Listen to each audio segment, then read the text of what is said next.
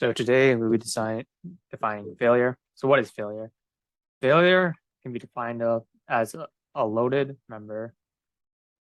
Failure of a loaded member can be decided. A loaded member can be regarded as any behavior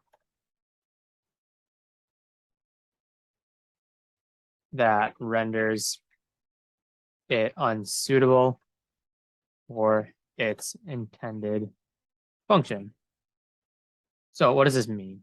So let's say you have a seesaw, right? And your seesaw has been there for many, many years.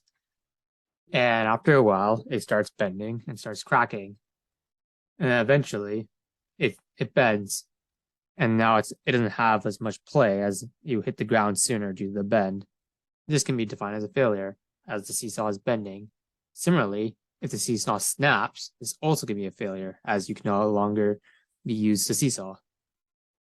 So failure has two different meanings. It can either be bending or it can be fracture. Today, we're only going to be talking about static loading. So what is static loading? So static loading will be, it's broken up into three things. So it can be impact, fatigue, or surface wear.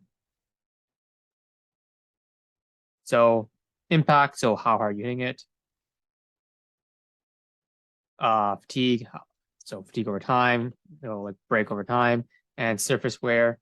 So how does the surface get damaged? So how do we define failure?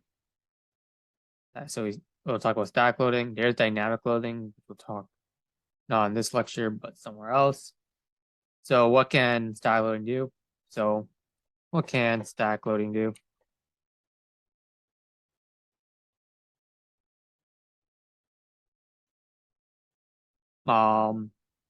This can result into large deflections and or elastic instabilities. So we'll go back to our seesaw example. You can say, yeah, our pivot arm of our seesaw is now has a large deflection and it's very elastic and stable. And we can also talk about what's it called? Plastic distribution and fractures.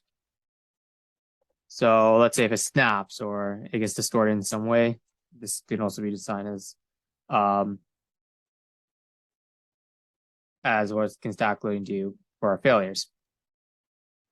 So how do we all measure this? So how do we apply these words into math? So failure is defined as having occurred when plastic deformation reaches an arbitrary limit.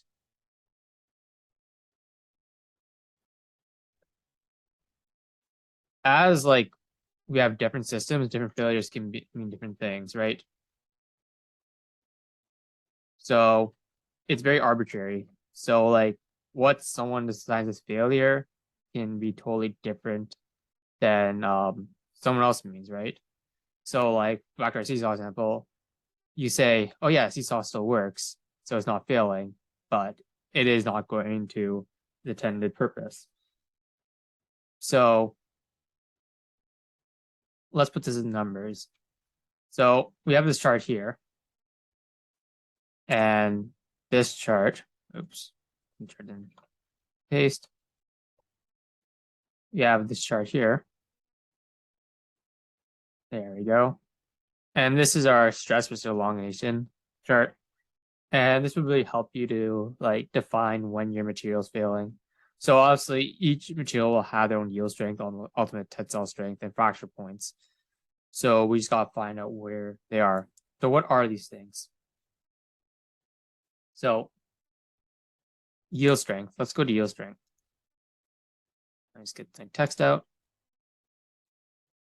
Yield strength is the point which material transforms from elastic to plastic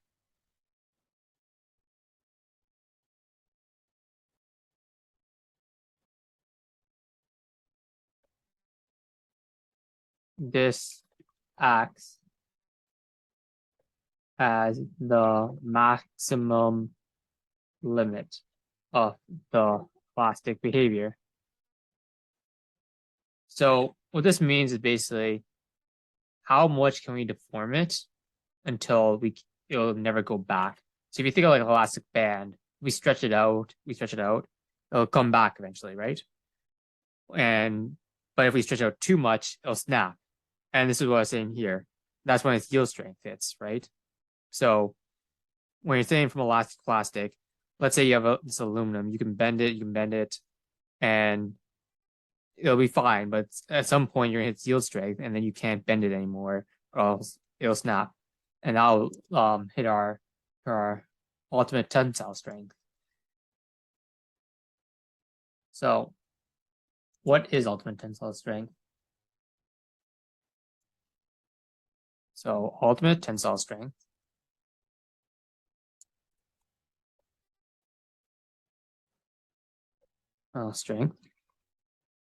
or formally called as UTS, is the maximum stress that material can withstand while being stretched or pulled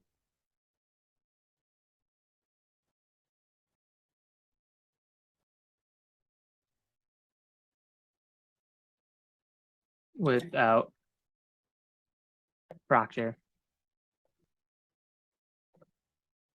So similarly, this. So the difference between like yield strength and ultimate tensile strength. So with our yield strength, if we pull something too far, it'll never go back the same way it is. And that's the difference between ultimate tensile strength is like when this material is being stretched and then it's just stops stretching and snaps. That's a big difference between ultimate tensile strength and the yield strength. And those are our two main points of failure.